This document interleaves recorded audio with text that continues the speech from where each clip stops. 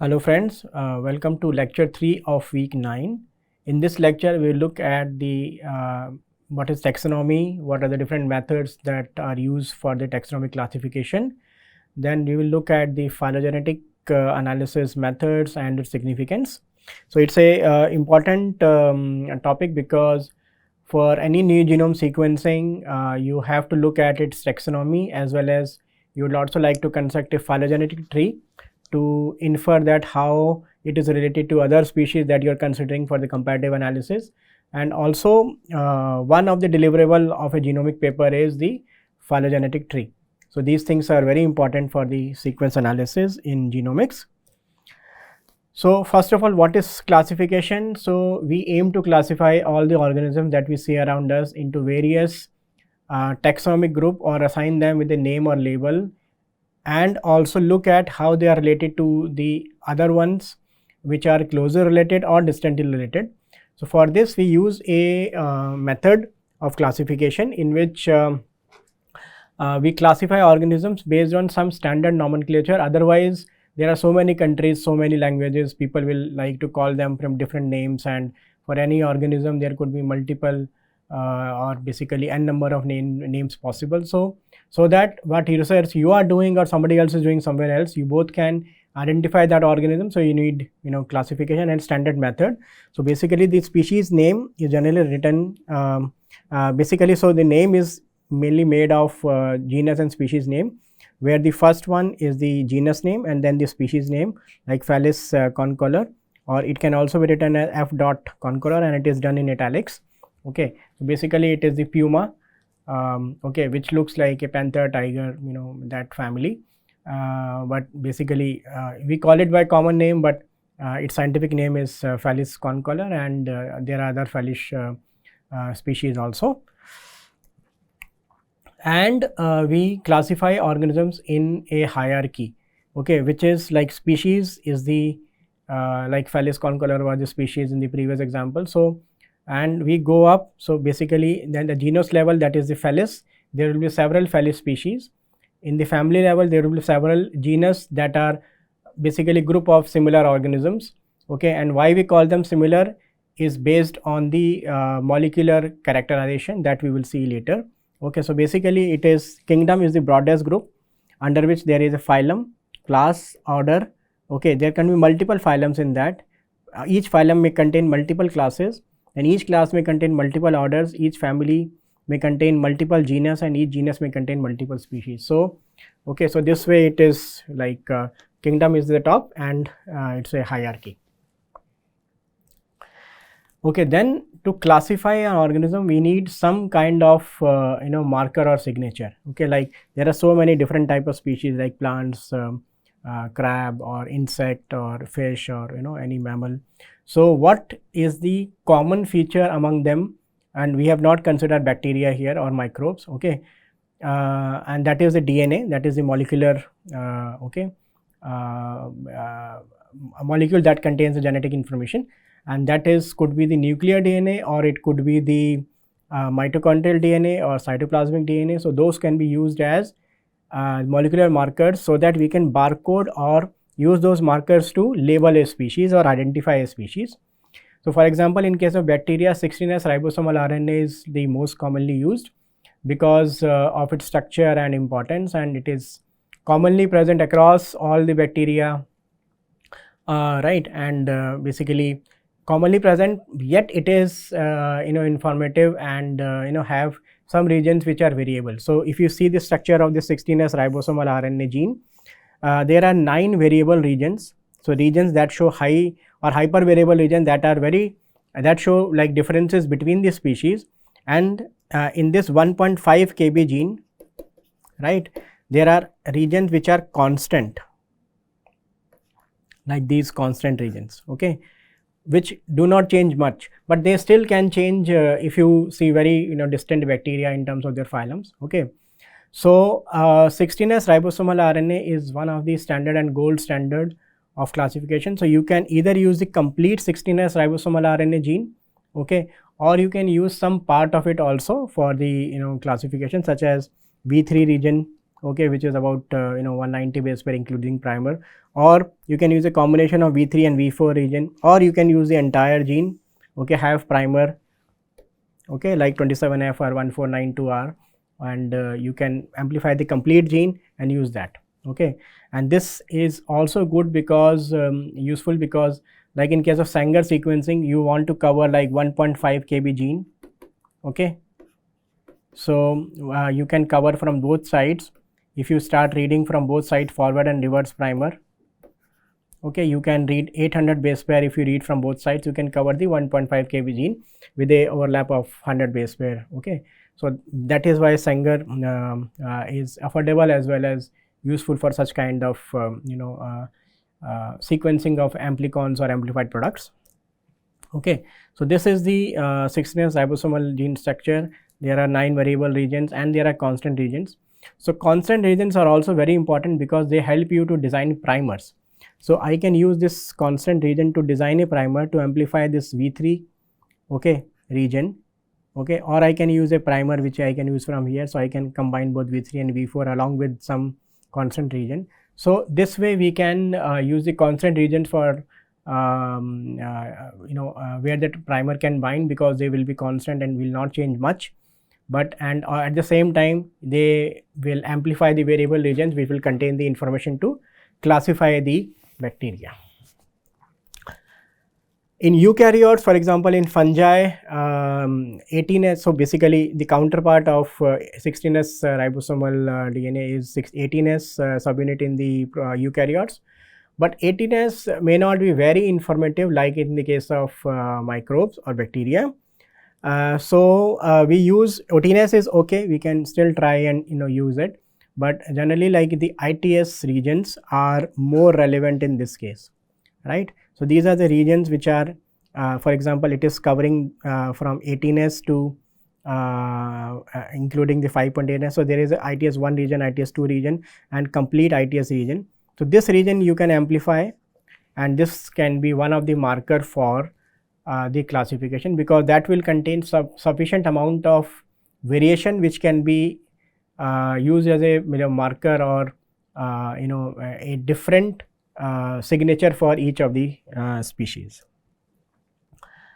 Okay, so now coming to the how it is done. So basically we have seen the multiple sequence alignment in the previous classes also. Again I am showing you. So basically in this picture you can see that there are some species, okay, which are aligned, right, and this is the alignment, okay, and you can see there are some regions which are invariable or invariant or common across all the species. There are some, and there are some regions which show variations and with some conservation, and still there are some residues which are conserved, right, and do not vary, okay. So basically this kind of information, the multiple sequence alignment, is used for any kind of phylogenetic analysis method, okay. So in the previous picture we see that some regions were similar, some regions were conserved, okay. So basically similarity, identity are some of the terms. So identical means that there is no change in the amino acid, like if I compare the multiple species, so it is R in all the species, so no change in the amino acid, whereas there could be some regions like A and V, alanine and valine, okay. So these could be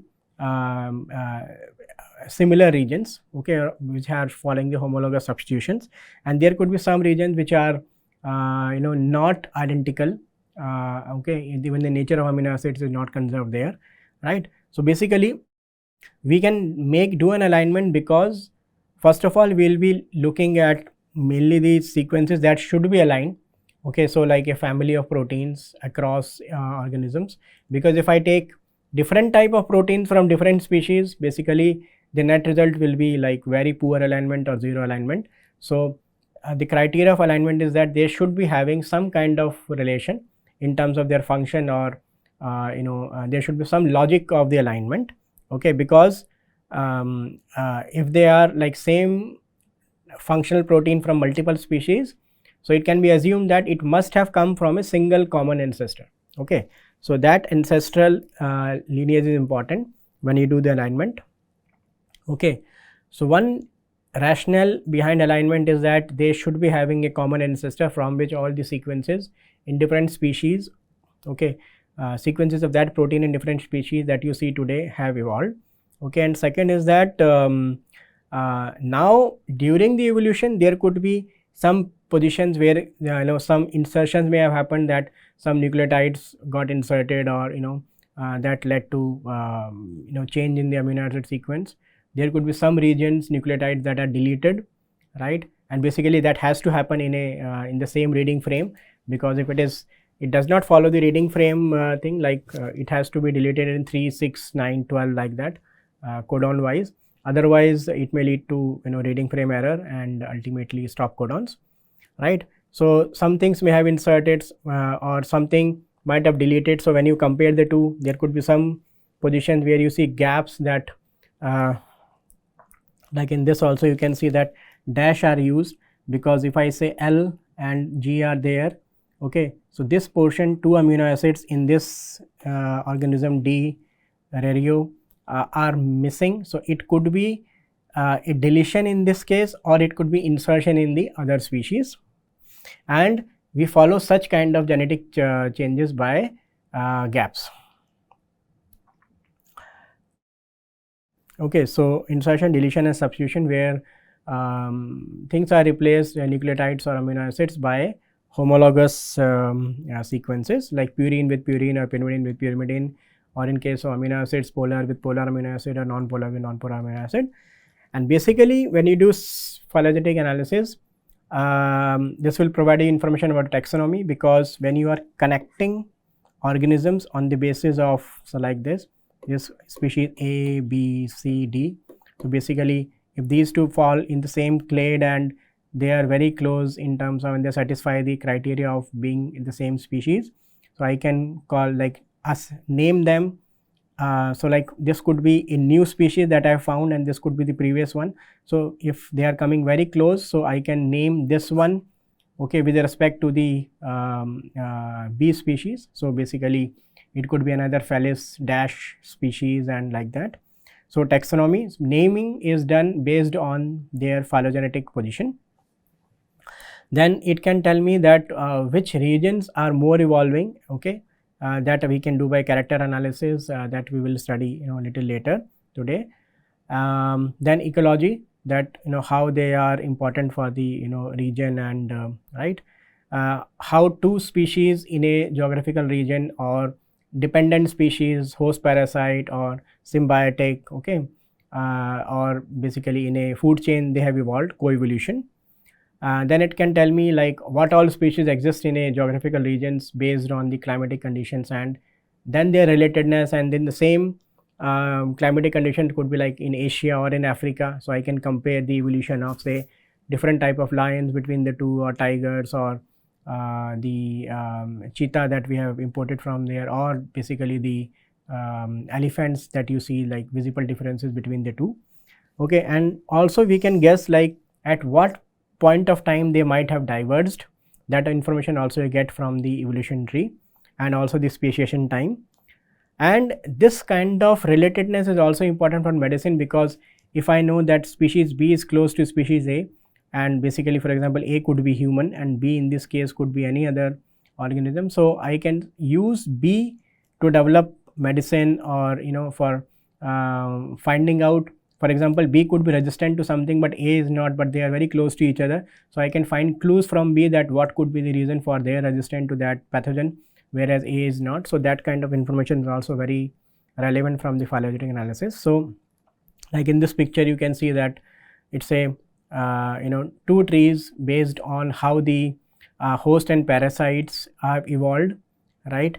And okay, so this, because parasites are dependent upon the host, if the host is changing then the parasite should also evolve along with the host, otherwise it may not find a host or it will become extinct. So basically their coevolution is very important, and these kind of things we can obtain from the phylogenetic analysis. Okay, so basically phylogenetics is the study of evolutionary relatedness that we have also seen in the last class, and the word comes from two words, philo and genetics, which means origin of a tribe or race. Okay, and basically in this we want to construct a tree and also do the analysis of the different characters which are basically the DNA or protein in this case, how they change or evolved over time.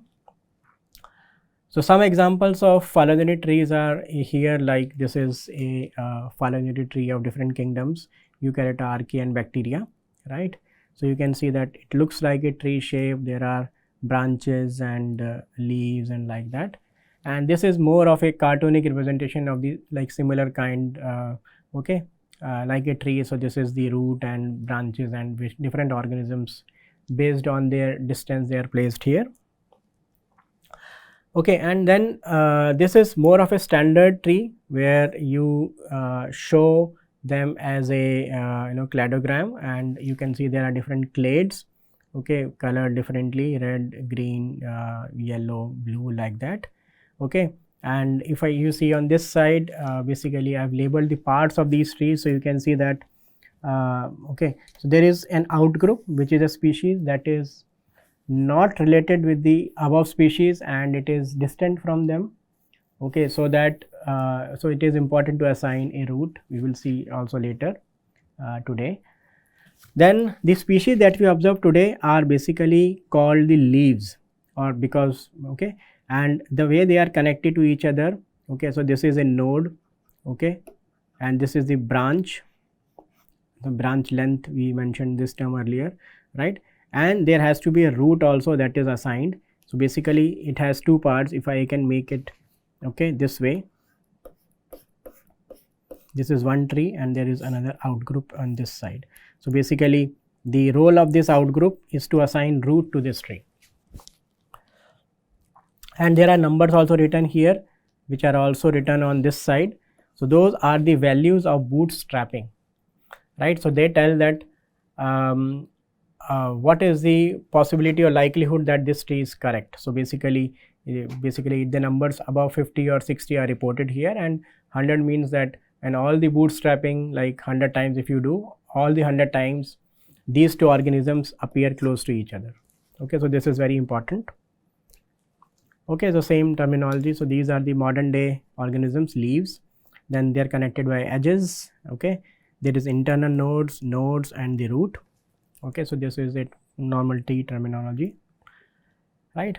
So now in this tree, basically the distance when you plot, okay, so this distance you can, if you just for like space thing, you can also increase or decrease the distance, okay, to make it compact or expand it, that's okay, but you cannot expand it on this direction because this is the basically the branch length that you cannot change. Okay, and second thing that you see here, you can also express this tree in the form of a text. For example, in this case I can write B and C, comma C, then A comes here, so A, okay, then the taxon D and E are coming, so D and E can be. So this way I can express the entire tree in the form of text. Any program which can be used to import a tree can be used to make a tree again from this text, right, and you can always write some values here, like in the case of some scores or the bootstrap values, etc., which can be additional input for the tree that you are going to construct. Okay, now like just an example that how phylogenetics helps and molecular phylogeny helps.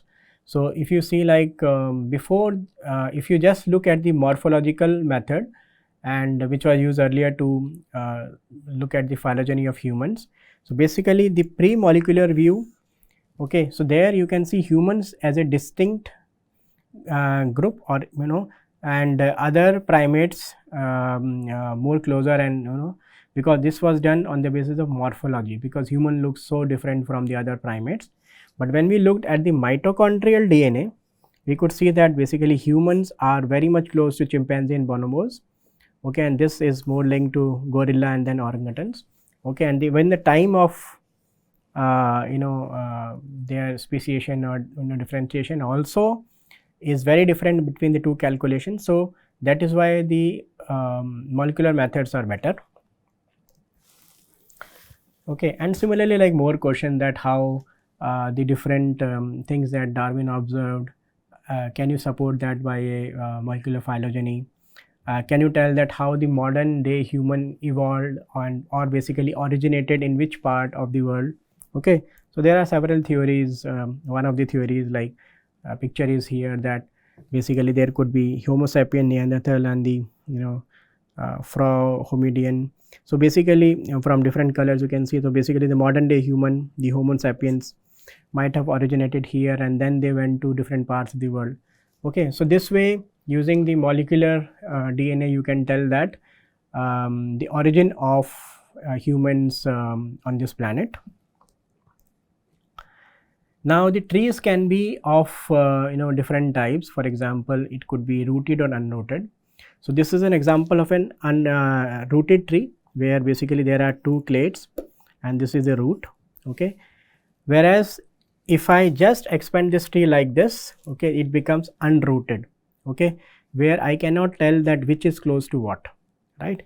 These two may appear closer, but basically this may also can be connected here, and like that I can draw this in a different way. So that is why rooted trees are better, although most of the software produce unrooted tree, and we need to have an outgroup to place root. So appropriate outgroup is very important when you are making a phylogenetic tree. Okay, so the two common methods of assigning a root are like, one is the outgroup method, where if these three are the mammal species that you have considered for the tree or for the comparative analysis, in your analysis you should include one of the distant species, such as bird in this case, which will act as an outgroup and help you to assign the root.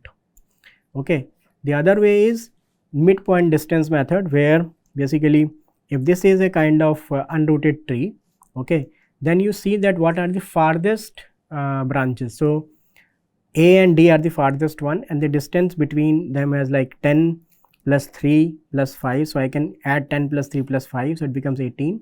So I can divide that by 2 to calculate the midpoint and place a root at this position, okay, at 9. So this way I can now make it like this, okay, and assign the root. So A will be here and rest of these things will be on the this side, on the right side. So basically the choice of outgroup is very important. Sometimes you may like to have a very distant organism, sometimes you may like to have a one of the organisms from from the same taxonomic hierarchy, but not very close. Okay, so depending upon what analysis you are doing, so outgroup is relevant here, and also it also depends upon the availability of the data, sequence data that you are going to use.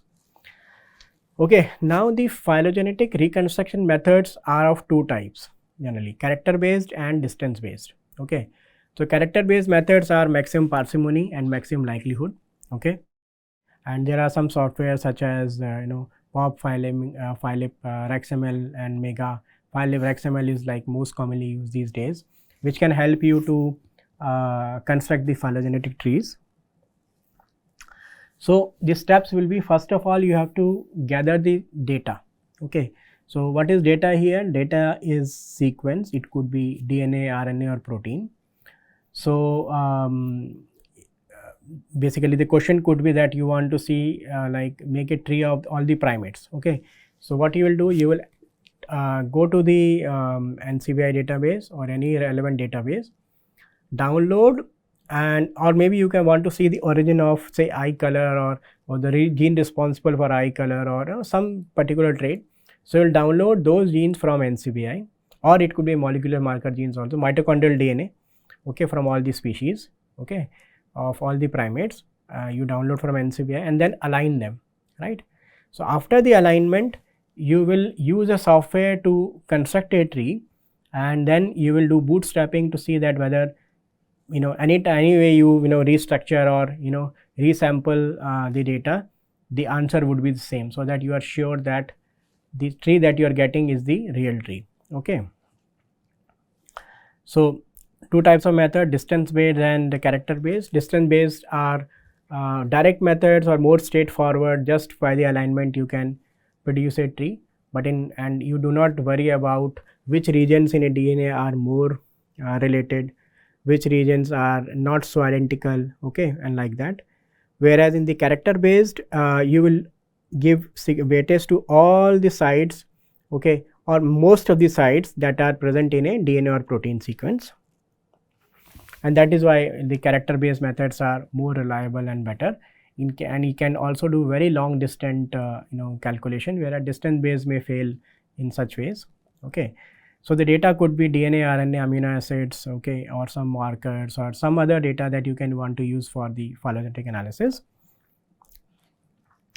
Okay, so basically to summarize, you have the data, make an alignment, okay, and save the alignment in a format that is acceptable by the program that is going to do the phylogenetic analysis, and also assign the make the tree.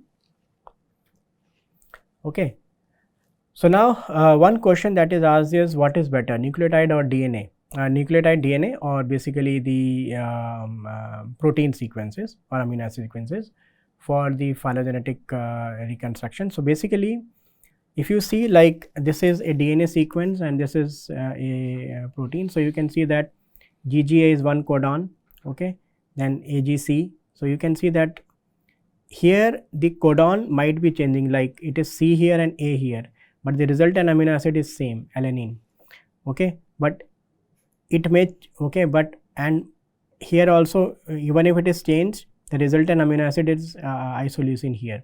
Only in this case it changed, okay, but in most cases it is the same. So even if there is a change in the DNA, that does not mean that it will change the amino acid. So there could be more changes in the DNA as compared to amino acids.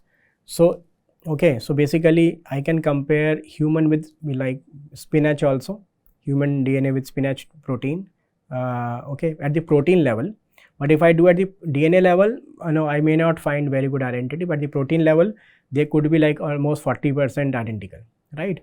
So at the protein level there could be all the changes that happen in the DNA may not impact the amino acid that is coded, but in the DNA level it could be very different for different species. So DNA could be more informative, okay, but it cannot do very long distance analysis, and that in that case proteins can be very beneficial.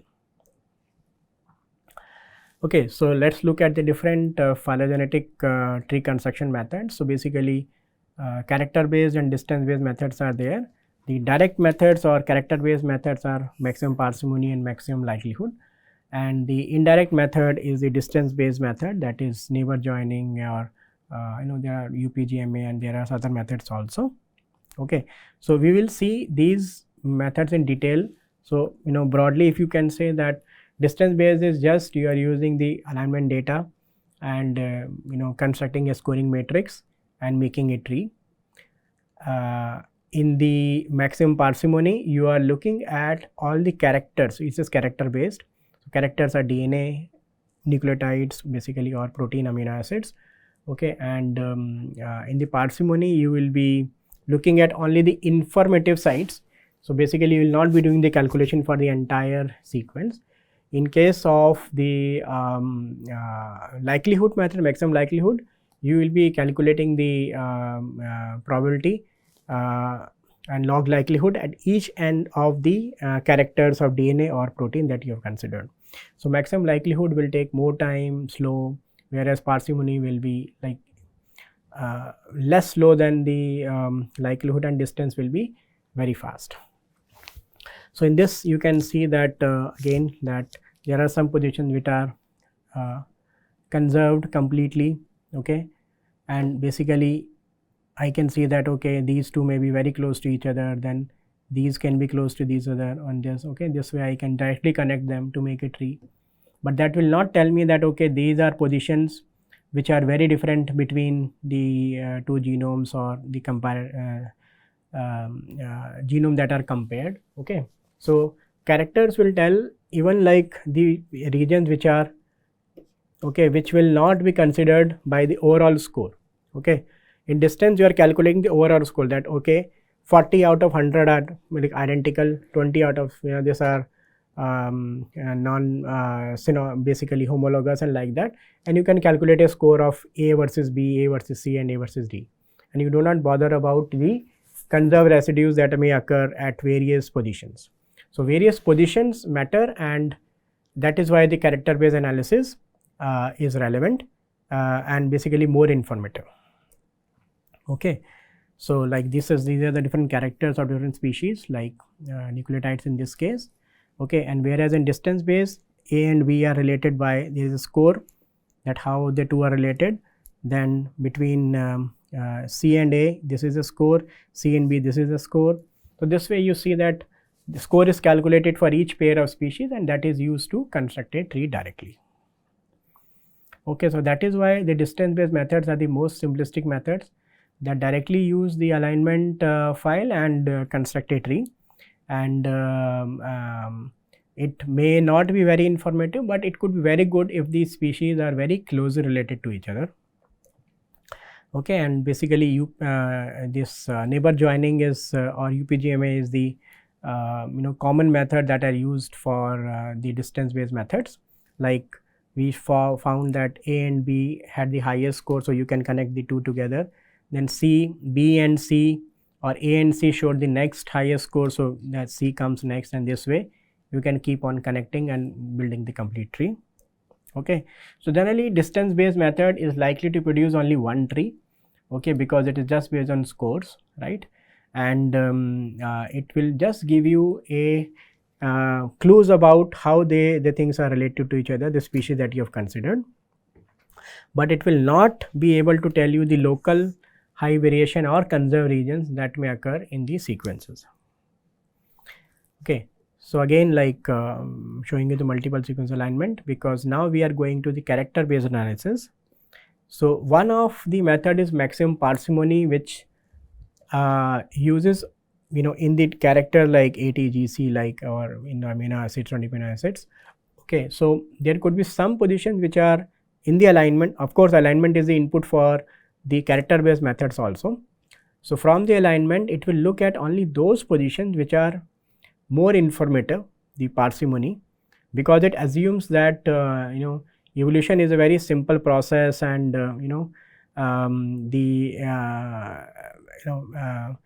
events such as like random mutations are very rare. Okay, so right, so basically what it will do is it will only use the informative sites, which we'll see in the next slide that what they are. Okay, and it is called parsimony because it is basically, you can say, it means that parsimony word means that extreme unwillingness to spend money, right, or basically use resources. So it will use only a few of the sites to do the calculation, and that is why it may be faster, but it may oversimplify evolution because it is not giving importance to the other kind of changes that may have happened and could be informative. Okay, so like this, there are informative and uninformative sites. Okay, so generally the rule is that there should be at least two different nucleotides, okay, and at any aligned position, and each of these nucleotides has to be present at least twice. So in this case, position 1 in the alignment of the 4 sequences 1, 2, 3, 4, there is no change, so it is uninformative. There is only one change and rest is conserved. So it could be, it will consider it as a random change, so it will not give importance to it, so not important. In this case, basically it is more conserved, and there is just any two changes, two different nucleotides are there at the other two positions. So again, non-informative. At the 4th position, again there are randomly any 4 can come, so it is also not informative for it. But at the 5th and 6th, you can see that it is either G or A or G or T, right. So that means at least 2 nucleotides are present, right, and they are present at least twice. So that means these could be the informative sites for the parsimony analysis. So basically the problem is with that is that it is oversimplifying evolution, does not giving weightage to all the sites, okay, and but it will be faster compared to the likelihood and slower compared to the distance based calculations, and there could be situations that some changes are real and not random, okay, and basically important for evolution, but those regions will be missed by the calculations of this method. Okay, so the last method is the maximum likelihood, which basically looks at all the positions in a alignment, right, and calculate the log likelihood for all the bases that occur in the alignment. So this is the best method. It is giving importance to all. It is also using a scoring matrix and a evolutionary model to do the calculations, right. And so basically this will be slow. It will require huge computational resources, and but you can also run it online, and there are several tools available now, okay. But the results of this would be more reliable, and both of these methods actually you can run online or download it and run, and both these methods can produce multiple trees, okay, and that is why the use of outgroup is very important to assign a root to a tree, and also the looking for the best tree by bootstrapping, okay. So there has to be an evolutionary model that will be used for finding the best tree in this case, okay. So basically both parsimony and likelihood will try to find all the trees, possible trees, and then using a evolutionary model in case of likelihood you can find the best tree. Likelihood is the better one among the three methods, but still there is no way to tell that which tree is the best or whether the tree is like truly correct or not, although bootstrapping can help, okay. But with more data, more number of species, or choice of species also matter when you are constructing a phylogenetic tree, okay. So now the tree is made, but to make sure that the tree is correct you have to do bootstrapping, okay. So that tells like how reliable that tree is, and it can be done 100 times, 1000 times, 5000 times, but basically it is very compute intensive, so 100 times is basically fine, and it will tell that out of, say, if you do 100 time iteration, how many times the two organisms in a clade or that particular clade also appeared together, right. So for example, this is the tree, but we do not know that how confident we should be that rat and human should come together or turtle should come after along with these. So basically we can see that values above 60 are assigned here, which tell that rat and human will always come together, in all the bootstrapping 100 out of 100 times they were placed together. So this assigns weightage or reliability to the tree that you have made, okay. So there are several packages available. Phylip is one of those. It's a very old also package and still used to make a phylogenetic tree, and it can do both the parsimony, distance, or likelihood calculations, and you can also download and use it, okay. Then RAxML is one of the most commonly used tool today for the phylogenetic analysis. So you can download it from this site, and you can give the input data, which is the alignment from the species that you have considered for the comparative analysis, and then it will use a model in case of likelihood and do the calculations and produce the tree for you, and this can also make the tree, okay. But there are some other commercial tree making software also, commercial and non-profit also, so you can use that also to if you want to make a very interesting, or even in the R we have looked at the various packages that can be used to construct a tree. Those can also be used here, okay. So in this lecture we covered some important topics such as the taxonomic classification, use of marker sequences to classify an organism into which is important for its nomenclature, and also for how we can construct the phylogenetic tree using multiple methods, what is the use of assigning root, use of outgroup, okay, and the different approaches such as distance based and character based approaches, which are typically used for the phylogenetic analysis. So thank you for today, and see you in the next class.